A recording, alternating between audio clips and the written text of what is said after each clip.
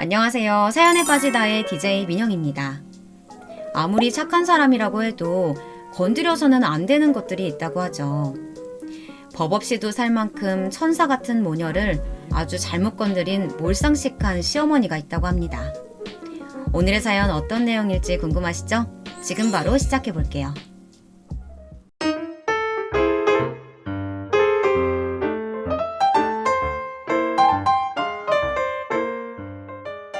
안녕하세요. 저는 30대 유부녀입니다. 최근 친정어머니 때문에 너무 속상하고 비통했던 일이 있어서 이렇게 사연을 보내봅니다. 저는 결혼 생활을 하는 내내 친정어머니에게 너무 많은 도움을 받았어요. 30년을 넘게 애지중지 키워 시집까지 보냈으면 이제 한시름 놓고 노후를 즐기며 사실 만도 한데 저희 친정어머니는 그러지 못하셨습니다. 오히려 제가 결혼한 이후 더 정신없이 바빠지셨죠. 사실 저는 결혼하면 엄마와 몸도 마음도 좀 거리를 두고 살려고 했었어요. 주변에 먼저 결혼한 친구들을 보면 친정엄마가 결혼한 딸 가까이 있어봐야 엄마만 고생시키는 일이더라고요. 딸이랑 사이가 직장 다니느라 바쁘면 집안일에 반찬까지 해다 주어야 했고 애라도 생기면 옆에 가까이 산다는 이유로 애까지 봐줘야 하니 시집을 보내도 보낸 게 아니더라고요.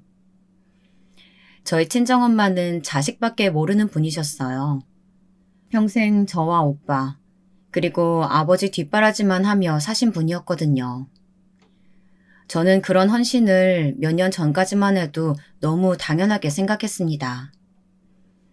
그런데 아버지가 암에 걸리시면서부터 가족의 희생이 당연한 게 아니구나 라는 생각이 절실하게 들었습니다. 아버지는 혈액암이었어요. 뒤늦게 암 사실을 알게 돼서 이미 손을 쓸 수가 없을 정도로 전이가 심한 상태였죠. 하지만 엄마는 끝까지 희망을 놓지 않으셨어요. 저희 오빠는 대학 때 미국으로 유학을 가서 내내 미국에서 살고 있어요. 결혼도 하고 조카도 있어요. 그러다 보니 한국에 한번 나오기가 여간 힘든 일이 아니었습니다. 직장도 가정도 다 미국에 있었으니까요. 저는 아무리 바빠도 오빠가 좀 자주 한국에 들어왔으면 했어요.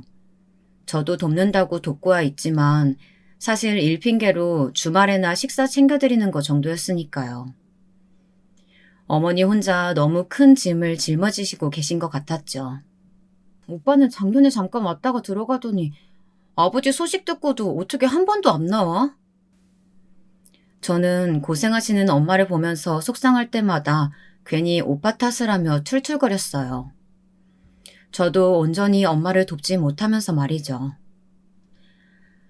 아버지 아프다는 것만으로도 너나 오빠나 얼마나 불안하고 속상하겠어. 부모로서 그것만으로도 너무 미안한데 너희한테 짐까지 되고 싶진 않아. 엄마 아직 젊고 건강해서 괜찮으니까 너도 아버지 걱정하지 말고 너 하고 싶은 거 다 하면서 살아. 연애도 하고 친구도 만나고 여행도 다니고. 엄마는 항상 아버지 일로 저희가 힘들어하지 않기를 바라셨어요.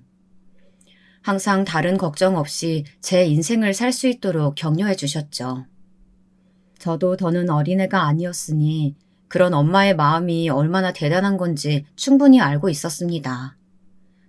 다른 집들은 돈도 많고 자식이 많아도 가족 중 누구 하나 아프면 서로 일을 미루며 싸우느라 난리인 집들도 많으니까요. 그런데 그 힘든 일을 엄마는 혼자 다 감당하셨어요. 사실 저희 친정엄마는 평생 전업주부로만 사셨습니다.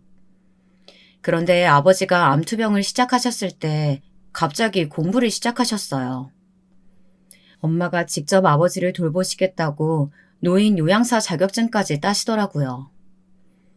그런데 어머니의 그런 노력에도 아버지는 암 판정을 받으신 지 1년 만에 돌아가시고 말았습니다. 아버지가 돌아가신 이후 많이 힘들어 하시던 어머니는 어느 날 갑자기 요양병원에 취직까지 하시더라고요. 돈도 돈이었지만 몸이 아프신 분들을 돌보다 보면 아버지가 돌아가셨다는 아픔에서 조금이나마 벗어나 보람을 느낄 수 있다고 하셨어요. 저희 부모님은 워낙 부부 사이가 각별하셨어요. 거기다가 엄마는 직접 아픈 아버지를 곁에서 돌보셨으니 아픈 가족을 둔 가족들의 마음을 누구보다 잘 이해하신다고 하셨죠. 뒤늦게나마 자신에게 맞는 일을 찾으신 것 같다고 하시더라고요. 저도 연애를 하고 자연스레 결혼하게 됐습니다. 결혼식 날짜도 잡고 신혼집을 알아보러 다니기도 했죠. 그런데 신혼집 위치를 정하는데 시어머니와 약간의 실랑이가 있었어요.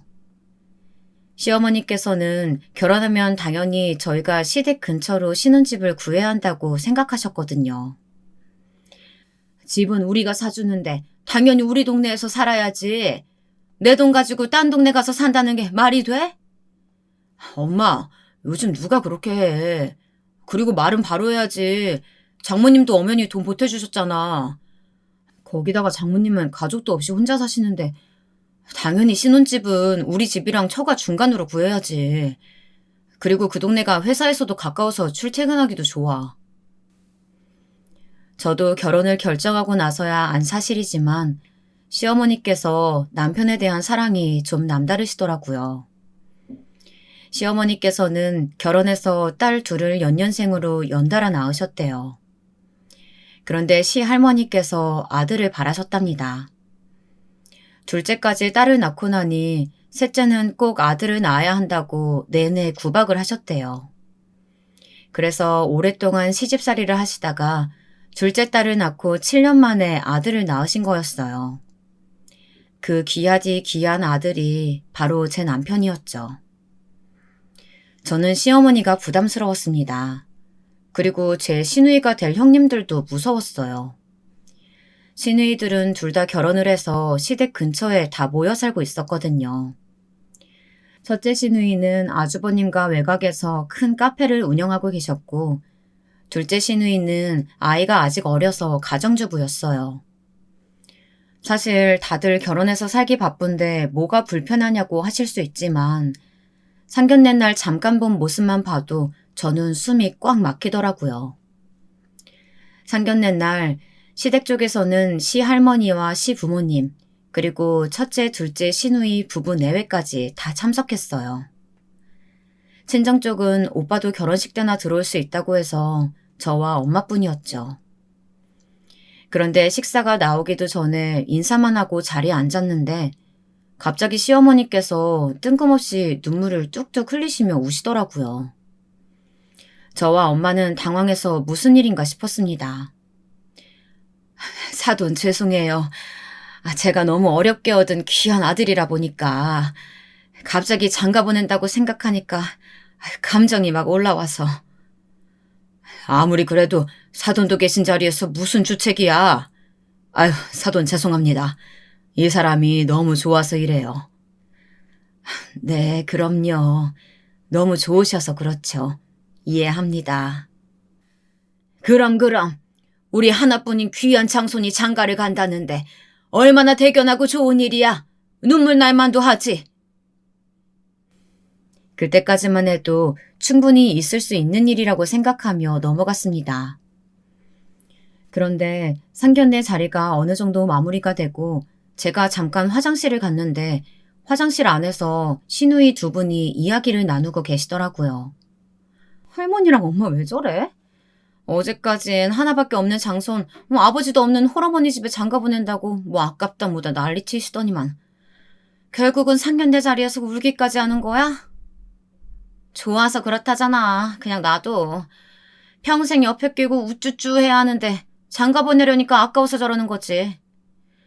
우리 애비 이렇게 불쌍해서 어떡하니? 나라면 우리 집 같은데 절대 시집 안 와. 당연하지. 나 같으면 지금이라도 도망갔다. 제가 밖에서 듣고 있는지도 모르고 시누이들은 자기들끼리 막 떠들더라고요. 그날 이후 저도 걱정이 많았습니다. 남편이야 너무 좋고 하루라도 빨리 결혼해서 행복하게 살고 싶었지만 시댁 식구들은 무서웠어요. 그래서 저는 더욱더 시댁 근처에서 신혼집을 구하고 싶지 않았습니다. 정말 좋은 시댁이라도 가까이 살면 불편한 게 한두 가지가 아닐 텐데 저희 시댁처럼 아들 사랑이 대단한 시댁 소굴로는 들어가고 싶지 않았거든요. 그래서 저는 미리 신혼집을 구하기 전에 남편에게 귀뚱해둔 거였어요. 무조건 회사 근처로 집을 구하자고요. 그런데 시어머니께서 제가 절대 거절할 수 없는 제안을 하셨습니다. 너희들이 말한 동네는 아무래도 집값이 너무 비싸서 우리 예산에 맞추려면 집이 너무 좁더라.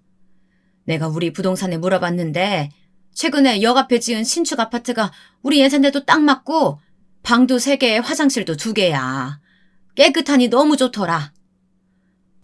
우리 동네가 집값이 싼 거야 나도 알지. 근데 둘 다 야근도 잦고 주말에도 출근할 때가 많아서 집은 회사 근처로 구하는 게 나을 것 같아. 어차피 둘이 사는데 방 3개, 화장실 2개까지는 필요하지도 않고. 그러다 애라도 생기면 어떡하려고? 애 키우려면 집이 그 정도는 돼야지. 그리고 애 낳으면 애는 어떡하게?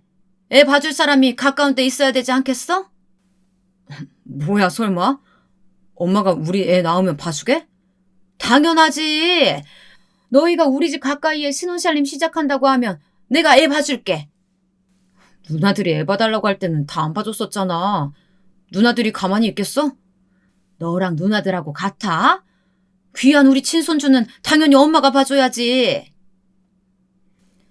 저희 부부는 사실 결혼하면 하루라도 빨리 아이를 낳고 싶었어요. 둘 다 너무 아이를 좋아했거든요. 그런데 사실 요즘 현실이 그게 되나요? 맞벌이 하면서 애 하나만 키우려고 해도 상주에서 아이 봐주실 만한 분이 계셔야 가능한 일이잖아요. 사실 회사에서 가까운 곳에 신혼집을 얻으려고 한 것도 혹시나 아이가 생겼을 때를 대비해서였기도 했어요. 회사 내에 어린이집이 있기는 한데 경쟁이 되게 심했거든요. 추첨에 뽑히면 너무 다행이었지만 만약 떨어져도 회사 근처에 있는 어린이집에라도 보내야 그나마 육아가 가능할 것 같아서 회사에서 멀지 않은 곳에 신혼집을 구하려고 한 거였어요. 정말요? 어머니가 그렇게 해주신다고 하면 저희야 감사하죠. 저와 남편은 시어머니 말만 믿고 시댁과 걸어서 5분 거리에 있는 아파트에서 신혼살림을 시작했습니다. 물론 나중을 생각해서 제가 스스로 결정한 일이기는 했지만 생각보다 시댁 근처에 산다는 게 쉬운 일이 아니었어요. 시어머니, 시누이 할 거 없이 시댁 식구들은 툭하면 신혼집에 오셨어요. 그뿐만이 아니었어요. 시골에서 시할머니라도 올라오시면 저희 남편 보고 싶다고 매일 전화를 해대시는 통에 한 달의 절반은 무조건 시댁에 가거나 신혼집으로 모여야 했어요. 주변 사람들은 제 말을 믿지 않았어요. 각자 먹고 살기도 바쁜데 뭘 그렇게 자주 만나냐고요. 그런데 과장 하나도 없이 전부 다 사실이었습니다. 어쩜 매일 그렇게 일이 생기는지 이유도 가지각색이었어요. 너희 시할머니가 손주라면 아주 끔찍하시잖니. 어제 겉절이 하셨다고 올라오셨어. 이따 집에 가져다 놓을 테니까 퇴근하고 오면 냉장고에 넣어라. 올케, 우리 집 프린터가 갑자기 안 되네.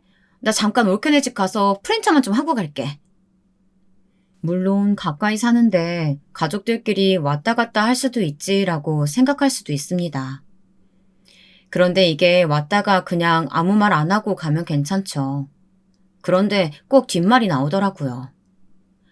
올케, 내가 말할까 말까 고민하다가 얘기해주는 건데 아무리 바빠도 집 정리는 좀 하고 다녀. 엄마랑 언니가 올케네 갔다 올 때마다 흉을 얼마나 보는 줄 알아? 냉장고 청소도 안 하네. 빨래통에 빨래가 가득하네. 무지 말 많아. 내가 다 옳게 생각해서 말해주는 거니까 조심 좀 해. 괜히 잔소리 들어봐야 좋을 거 없잖아. 시어머니랑 첫째 시누이가 낮이고 밤이고 툭하면 집에 드나드는 것도 거슬리는데 더 거슬리는 건 둘째 시누이였습니다. 저를 생각하는 척하면서 굳이 전하지 않아도 될 말까지 전달했어요. 저는 날이 갈수록 끓어오르는 스트레스를 주체할 수가 없었습니다. 괜히 남편과 싸우기만 했어요. 해도 너무 하시는 거 아니야? 평일에 일하고 와서 피곤해 죽겠는데 매일 오셔서 이거 해라 저거 해라 잔소리 하시는 거 힘들어 죽겠어. 거기다가 주말이면 자기 보고 싶으시다고 시할머니까지 매번 집에 오시는 것도 미치겠고. 자기 힘든 거 나도 알지. 근데 알잖아. 우리 엄마랑 할머니 나라면 끔찍하신 거. 자기가 조금만 이해해줘. 내가 결혼한 지 얼마 안 돼서 걱정되셔서 그래. 좀 지나면 괜찮아지실 거야. 저는 다 큰 손주나 아들이 도대체 뭐가 걱정되신다는 이야기인지 이해가 되질 않았습니다. 제가 아무래도 신혼집에 대해 너무 안일하게 굴었나 싶었어요. 사실 결혼한 지 얼마 되지도 않았는데 벌써 이런 시기면 앞으로 얼마나 피곤한 일이 많을까 싶었습니다. 그럴 때마다 저는 친정엄마한테 하소연했어요. 내가 잘못 생각한 것 같아. 시어머니는 하루가 멀다 하고 반찬 핑계로 매일 집에 오시고 시할머니까지 툭하면 오셔. 며느리 일한다고 귀한 아들 혹시 굶기기라도 할까봐 챙겨 먹으라고 그러시는 거지 뭐. 그래도 요즘 세상에 먼저 손주 키워주신다는 시어머니가 어딨니. 안 그래도 엄마가 일하니까 바쁘다는 핑계로 딸내미 신경 못 써줘서 걱정됐는데 엄마는 그래도 반찬이라도 챙겨주신다니 감사하다. 친정엄마는 제가 투덜거려도 언제나 시어머니를 이해해 주셨어요. 늦게 본 아들이 얼마나 귀하겠냐면서요. 그리고 아들이 귀한 만큼 손주도 알아서 잘 봐주실 테니 너무 안심이라고까지 하셨어요. 그렇게 시댁 식구들의 잦은 참견과 간섭을 참으며 신혼생활을 이어가던 중 제게도 아이가 생겼습니다. 가족들의 축복 속에 제 뱃속에서 아이는 무럭무럭 자라났죠. 그런데 출산을 한 달도 남기지 않았을 때 생각지도 못한 일이 벌어졌습니다. 글쎄 시어머니께서 갑자기 아이를 봐주지 못하시겠다네요. 나도 봐주고 싶지. 근데 큰애랑 둘째가 난리가 났어. 저들 애들은 한 번도 안 봐줬으면서 왜 너희 애들만 봐주냐고. 그래도 그렇지. 엄마가 결혼하기 전부터 애 봐준다고 해서 우리 아무런 준비도 없이 벌써 회사에도 육아휴직 안 쓴다고 말해뒀어요. 지금 와서 그러면 어떡해. 어머니, 회사 사정상 저희 둘 다 이번엔 육아휴직 못 써요. 제가 형님들께 다시 한번 잘 말씀드릴게요. 조금만 이해해 주시라고요. 너희가 얘기해도 소용없다.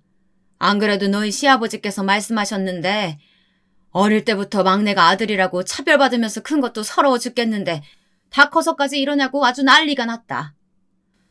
아무리 그래도 출산 한 달 남기고 이러면 어떡해 엄마.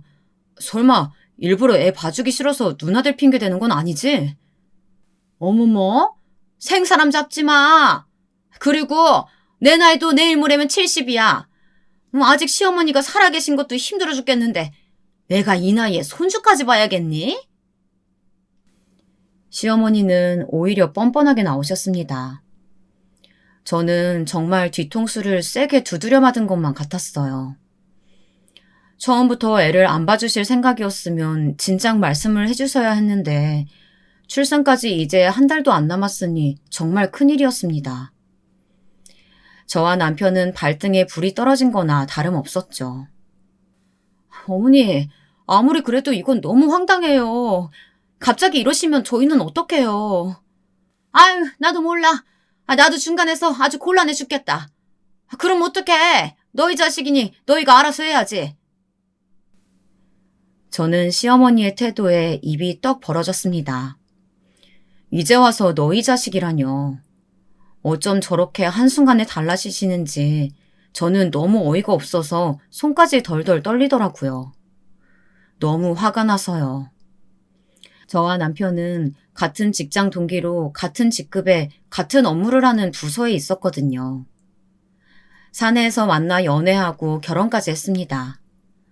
물론 축하해 주시는 분들도 많았지만 사실 좋지 않은 시선으로 보시는 분들도 있었어요. 나중에 애 생기면 누가 그만둘 거냐 대놓고 물어보는 상사들도 있었거든요. 사실 그게 현실이었습니다. 회사에서는 같은 업무를 하는 두 직원이 부부에다가 아이까지 가졌으니 시선이 곱지 않은 게 당연했죠. 둘 다 있어도 매일 야근에 주말 출근도 불사했는데 어쨌든 둘 중 하나는 빠져야 하는 상황이 올 테니까 말입니다. 그래서 더욱더 저는 어떻게든 회사에서 버틸 생각이었어요. 시어머니께는 죄송했지만 사실 아이를 봐주신다고 했을 때 저는 어깨춤이라도 추고 싶었어요. 회사를 그만둘 생각이 조금도 없었거든요. 저는 그날 밤 퇴근하고 오는 길에 친정엄마에게 전화해 울고불고 했습니다. 엄마에게 우는 소리를 하고 싶지 않았지만 제일 힘들 때 떠오르는 건 역시 엄마뿐이었어요. 엄마 목소리를 듣자마자 자동으로 눈물이 나더군요. 우리 시어머니랑 시누이들 너무하지 않아? 어떻게 한순간에 그렇게 말을 바꿔? 그리고 나랑 김서방이 시누이네 집에 찾아가서 부탁까지 했거든. 근데 완전 단칼에 거절하는 거 있지? 안 된대. 자기 엄마 무릎도 안 좋고 허리도 안 좋은데 애를 어떻게 보냐고. 하긴 너희 시어머니도 이제 조금 있으면 70인데 애 보기는 힘드시지. 아휴, 그나저나 큰일이네. 그래서 어떻게 하려고? 신생아 보육 가능한 시터 임무 구하는 중이야. 거기다가 회사 어린이집은 신생아는 안 받는다고 해서 우선 신생아 되는 어린이집부터 다 대기 걸어뒀어. 뭐? 아무리 그래도 막 태어난 애를 어떻게 어린이집에 보내? 친정엄마는 노발대발 하셨습니다. 아무리 그래도 이제 막 태어난 애를 어떻게 남의 손에 맡기느냐고요. 저도 마음이 아팠습니다. 하지만 어쩌겠어요. 그것 말고는 해결책이 없는걸요. 그런데 결국 일이 커지고 말았습니다. 친정엄마가 이사를 오셨어요. 저희 아이를 봐주시겠다고요. 저와 남편은 너무 죄송했습니다. 하지만 엄마는 당연한 일이니 미안해할 거 없다고 오히려 아무렇지 않게 구셨어요. 거기다가 원래 일하던 요양원에도 양해를 구하시고 당분간은 일을 못 하시겠다고 하셨더라고요. 엄마, 미안해. 엄마가 젊어서 한창 일하고 싶을 때는 나랑 오빠 키우느라 일 그만두게 하고 이제는 내가 일하겠다고 엄마 일도 못하게 하네. 내 자식, 내 손주보다 중요한 일이 뭐가 있어. 엄마는 세상에서 네가 제일 중요해.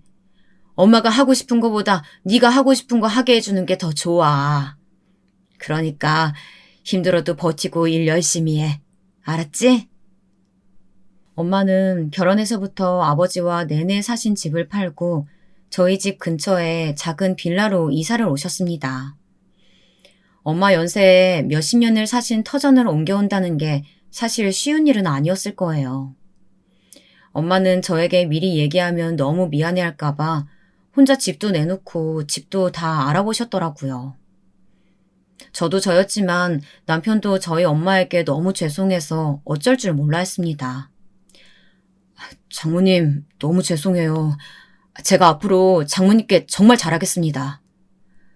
나한테 잘하지 말고 우리 딸내미한테 잘해줘. 엄마가 애 떼어놓고 일하러 나가는 게 쉬운 일이 아니야. 아침마다 마음이 얼마나 안 좋겠어. 네, 앞으로는 제가 좋은 남편, 좋은 아빠, 그리고 장모님께는 싹싹한 아들처럼 그렇게 잘하겠습니다. 친정엄마께서 바로 곁으로 와주시니 죄송스러우면서도 저는 너무 든든했습니다. 전에는 시부모님이나 시누이들한테 전화만 걸려와도 심장이 바짝 쫄리고 떨렸었는데 그래도 언제나 내 편인 엄마가 곁에 있다는 생각에 어쩐지 시댁 식구들 앞에서도 자신감이 생기더라고요. 저희 시어머니는 뭐라고 하시냐고요? 원래 뻔뻔하신 분이라 그런지 출산 한 달 전에 그래놓고도 미안한 줄을 모르시는 것 같았어요. 오히려 안 하면 좋은 말들을 자꾸만 해대셨죠. 옛말에 사돈댁하고 뒷가는 멀수록 좋다던데 어쩜 사돈은 말 한마디 안 하시고 동네 주민이 되셨다니? 당신은 지금 그런 말이 나와? 이게 다 당신 때문이잖아. 애 봐준다고 신혼집까지 이 동네로 계약해놓고서는 말을 손바닥 뒤집듯이 뒤집어버리니 사돈이 열받아서 이사까지 오신 거지 뭐. 아니 뭐 사람 일이 어떻게 그렇게 계획한 대로 척척 돌아가요. 이렇게 되고 저렇게 될 수도 있는 거지. 그럼 딸내미들이 아들 애만 봐주면 다신 엄마 얼굴 안 본다고 인연 끊고 산다고 하는데 가만히 있어요? 에휴, 도대체 자식들을 어떻게 키운 건지. 에휴. 친정아버지 말처럼 친정엄마가 화가 나셔서 이사를 오신 건 아니었지만 그래도 제가 할 수 없는 말을 시아버지께서 대신 해주시니 저로서는 속은 시원했습니다. 그렇게 저희 아이를 봐주시는 문제에 대해서는 일단락되는 것 같았습니다. 결국은 또 제가 엄마에게 신세를 지게 되었지만요. 저는 아이를 낳아 엄마에게 맡기면서도 매일매일 너무 죄송했어요. 신생아라는 게 사실 누워만 있기야 하지만 먹이고 재우고 또 먹이고 재우는 게 보통 일은 아니더라고요. 거기다 애가 워낙 잠이 없는 편이라 하루 종일 친정엄마가 없고 계셨어요.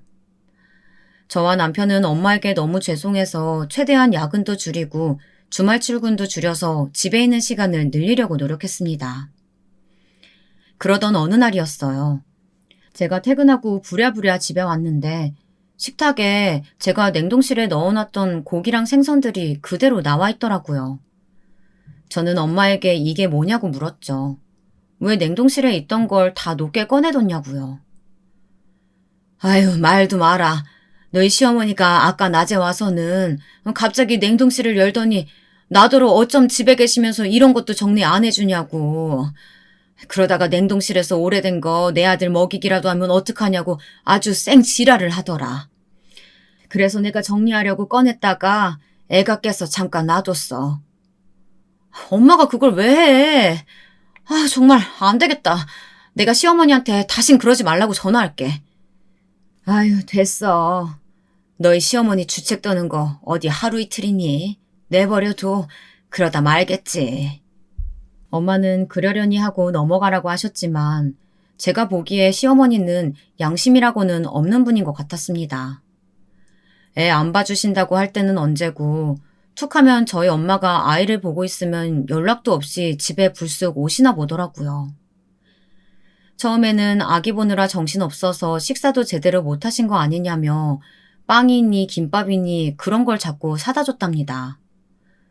그럴 때마다 엄마도 귀찮았지만 참고 그러려니 했대요. 시어머니 딴에는 괜히 미안해서 그러나 보다 싶어서요. 그런데 그런 일이 잦아지자 엄마도 슬슬 참기 힘드신 것 같았어요. 기껏 애 씻겨서 힘들게 재워놨더니 툭 하면 벨 누르고 나타나서는 자는 애를 예쁘다고 깨워놓는 것도 모자라서 애가 깨면 정말 얼굴만 보고 획 가버리는 게 너무 얄미웠답니다.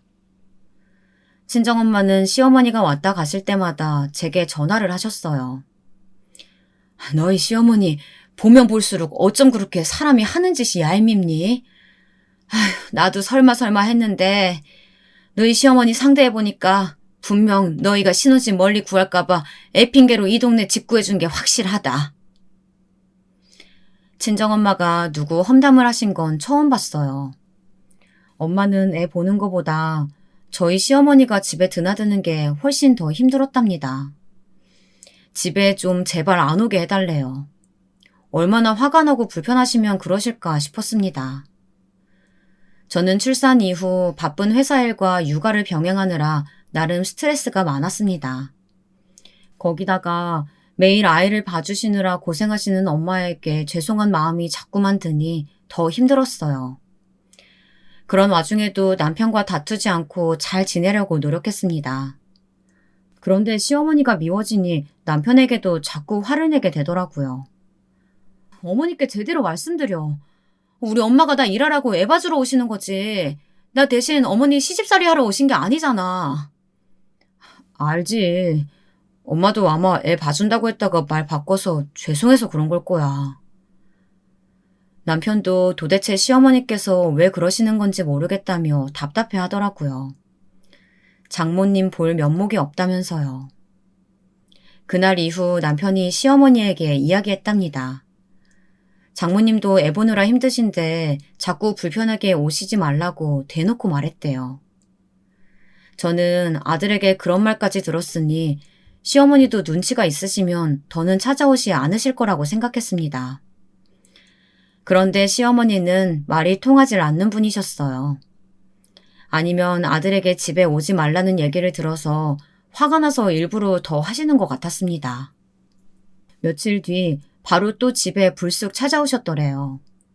그런데 타이밍이 좋지 않았던 게 친정엄마도 때를 쓰는 아이를 간신히 샤워시키고 나와서 로션을 발라주고 화장실 정리를 하고 계시던 때였답니다.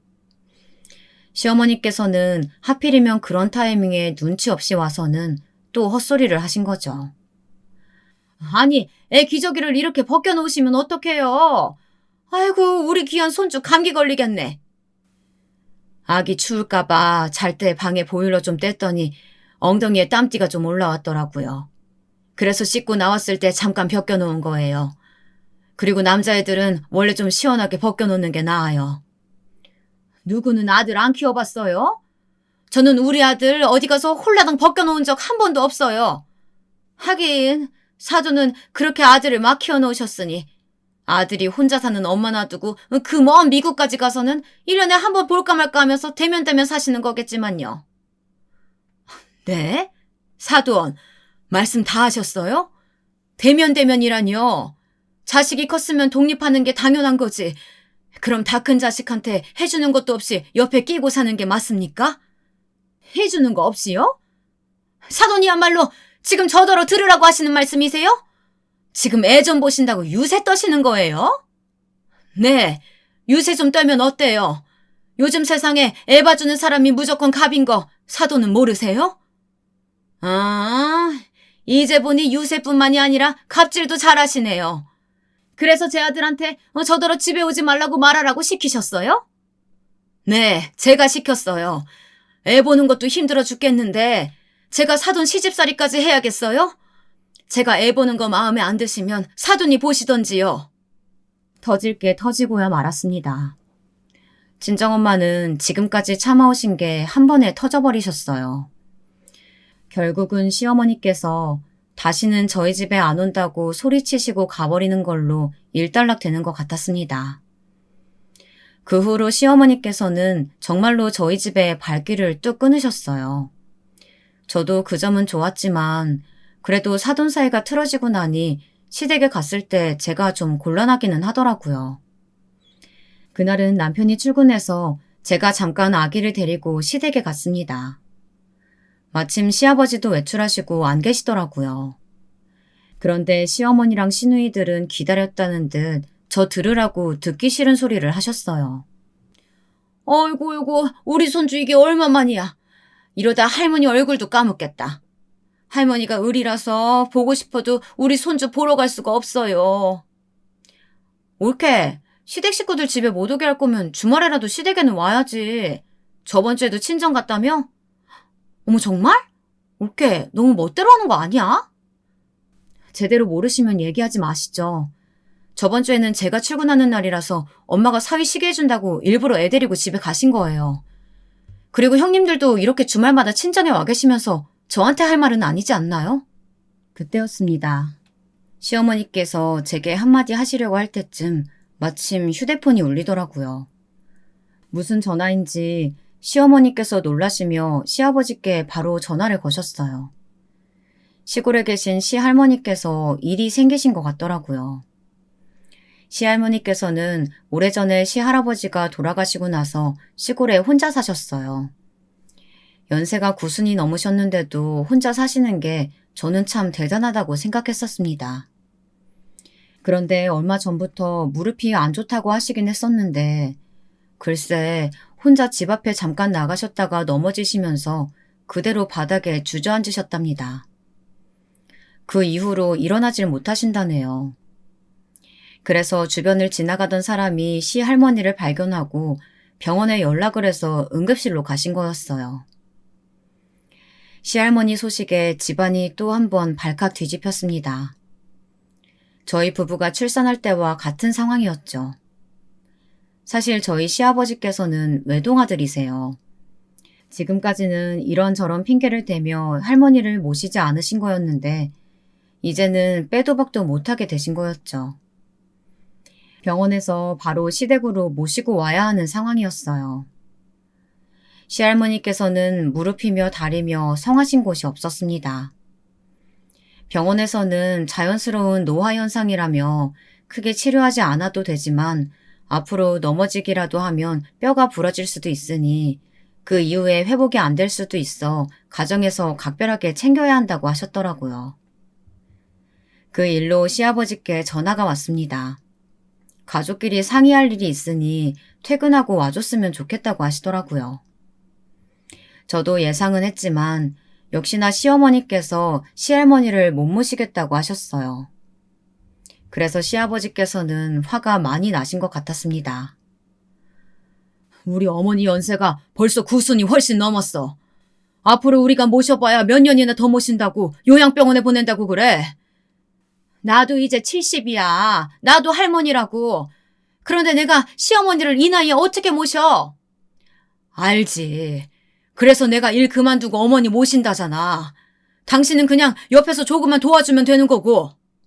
시아버지께서도 큰 결심을 하셨더라고요.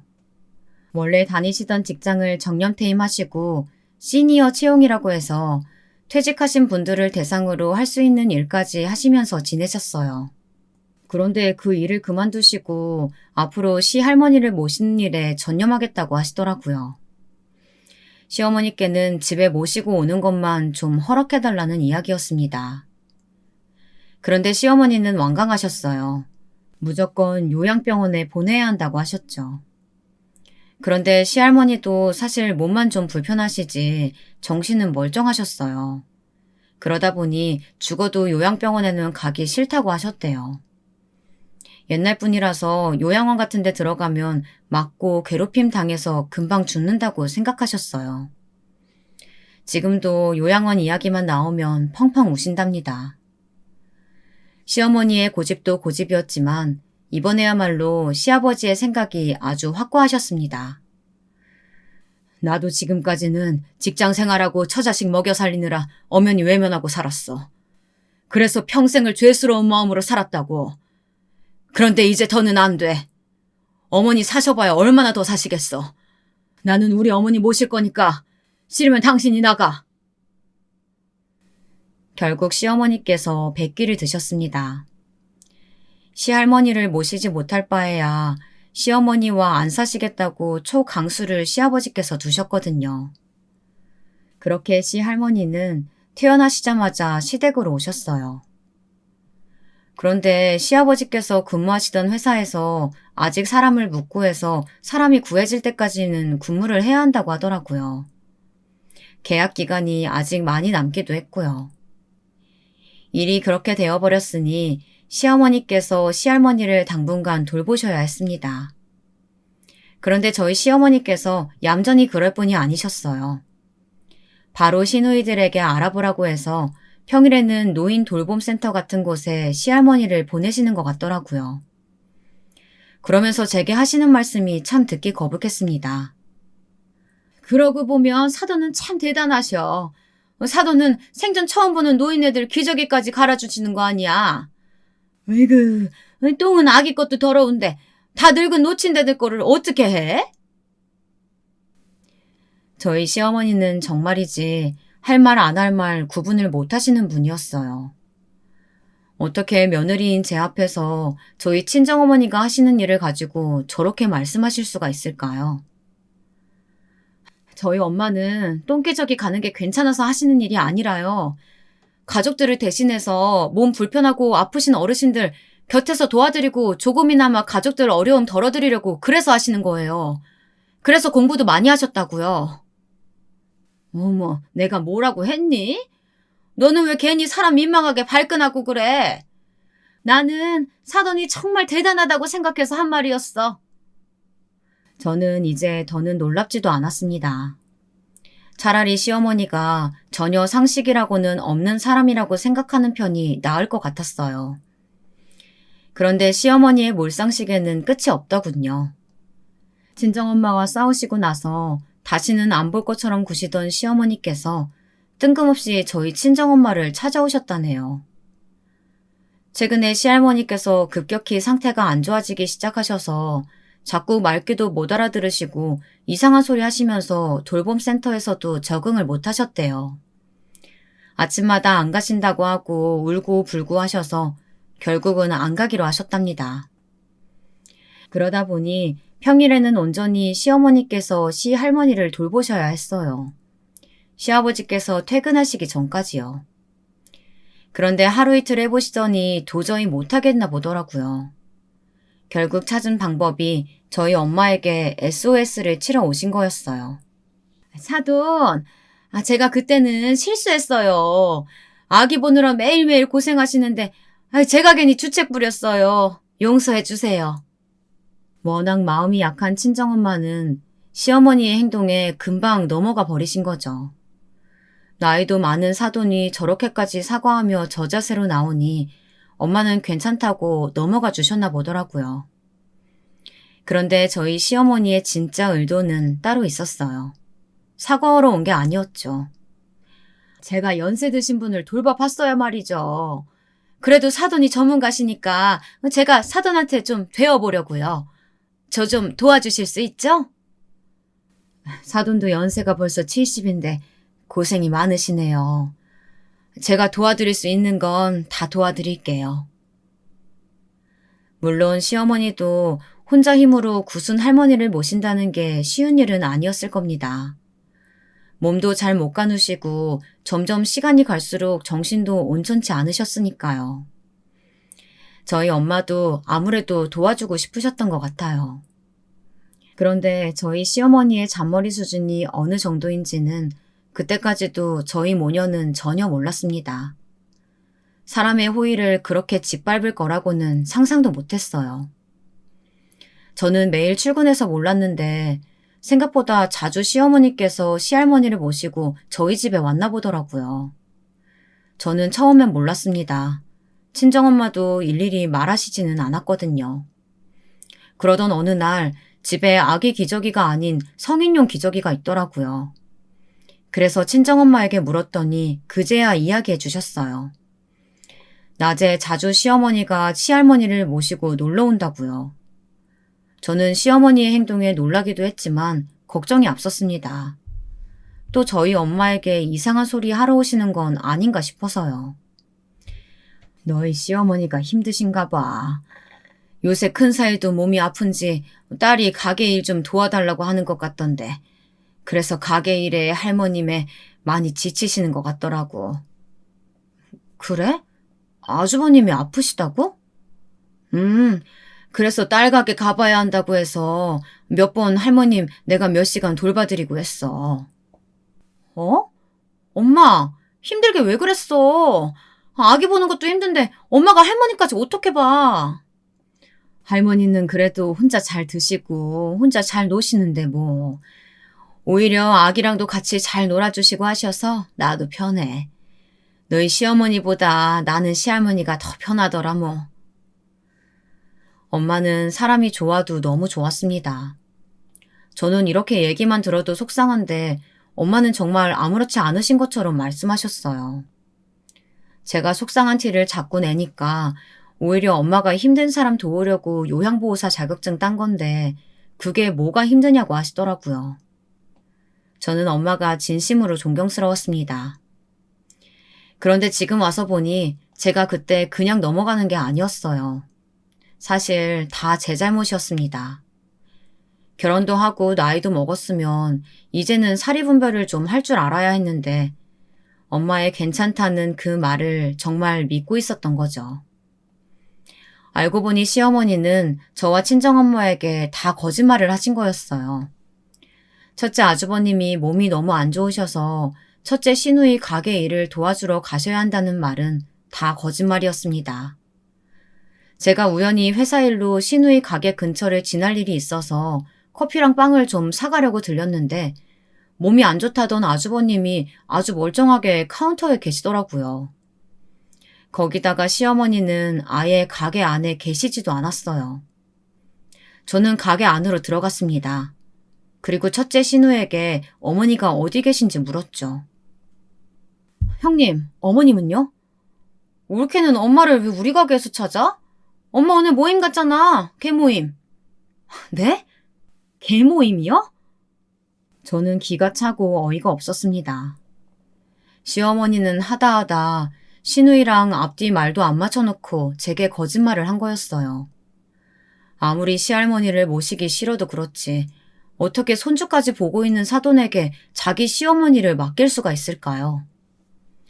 저는 그날 눈이 돌아버렸어요. 저희 시어머니가 원래도 얍삽하고 잔머리만 굴리신다는 거야 잘 알고 있었습니다. 지금까지야 아기 보기 싫어서 핑계를 대거나 시어머니 똥기저귀 갈기 싫어서 꾀부리는 정도였으니 그러려니 하고 넘어갈 수 있었습니다. 그런데 이건 달랐어요. 저희 친정엄마를 이용하시다뇨. 정말 해서는 안 될 일이었습니다. 저는 그 자리에서 바로 시아버지와 남편에게 전화를 걸었습니다. 그리고 퇴근하시는 대로 저희 집으로 다 모이시라고 했어요. 그날 오후 저는 회사에 반차를 내고 집으로 향했습니다. 시아버지나 남편이 오기 전에 제가 먼저 친정엄마에게 시어머니의 만행을 알리려고요. 그런데 제가 도착했을 때 이미 시어머니께서 오셨더라고요. 집 안에서는 시어머니의 목소리가 들렸어요. 그리고 친정엄마는 아기를 씻기느라 화장실에 계신 것 같았습니다. 욕실에서 아기랑 노는 친정엄마의 목소리가 들렸거든요. 저는 이때다 싶었습니다. 친정엄마가 나오시기 전에 시어머니에게 본때를 보여줘야겠다고 생각했어요. 왜 자꾸만 거짓말을 하시는지, 그리고 다시는 친정엄마에게 시할머니를 맡기지 말라고 쏘아붙일 생각이었습니다. 그런데 그때였어요. 시어머니가 갑자기 쨍한 목소리로 소리를 지르더라고요. 어머, 이 할망구 지금 똥을 싸면 어떡해? 아유, 냄새! 사돈 멀었어요? 할머니가 기저귀에 실례를 했나 보더라고요. 그런데 시어머니는 당연하다는 듯 저희 엄마를 부르셨습니다. 왜요? 사돈, 뭔 일 있어요? 아유, 내가 우리 손주 옷 입힐 테니까 빨리 기저귀 좀 갈아요. 아우, 냄새나 죽겠어. 아휴, 난 또 뭐라고. 어머니 응가하셨어요? 사돈은 똥 가지고 왜 그렇게 호들갑이에요? 사돈은 똥 안 싸요? 나는 변기에 싸잖아요. 아유, 저놈 있네. 평생을 시집살이 시키고 괴롭히더니만 늙어서까지 진상이라니까. 사돈, 말 좀 조심해요. 할머님 안 듣고 계신 것 같아도 다 듣고 계세요. 친정엄마는 와중에도 시할머니가 걱정되는지 귀까지 막아주시더라고요. 듣든지 말든지. 아유, 사돈, 빨리 기저귀나 좀 갈아요. 냄새나 죽겠어요. 어머니, 지금 뭐 하시는 거예요? 어머, 애미, 너 웬일로 이렇게 일찍 퇴근했니? 시어머니는 얼굴 낯짝이 3겹, 아니 4겹은 되는 것 같았어요. 어떻게 하면 저렇게 부끄러운 줄을 모를까요? 저는 너무 화가 나서 바닥에 널브러져 있던 기저귀를 시어머니 무릎에 세게 던졌습니다. 시할머니 기저귀를 왜 우리 엄마가 갈아요? 어머님이 가셔야죠. 어머머, 얘가 미쳤나? 너 어디 감히 시어머니한테 기저귀를 던져? 제정신이야? 사돈, 도대체 딸내미 교육을 어떻게 시킨 거예요? 교육이요? 시어머니야말로 도대체 생각이라는 게 있으세요? 저희 엄마한테는 시누이 가게 도와주러 가신다고 힘들어 죽겠다고 좀 도와달라고 사정하시더니 알고 보니 오늘 개모임 다녀오셨더라고요.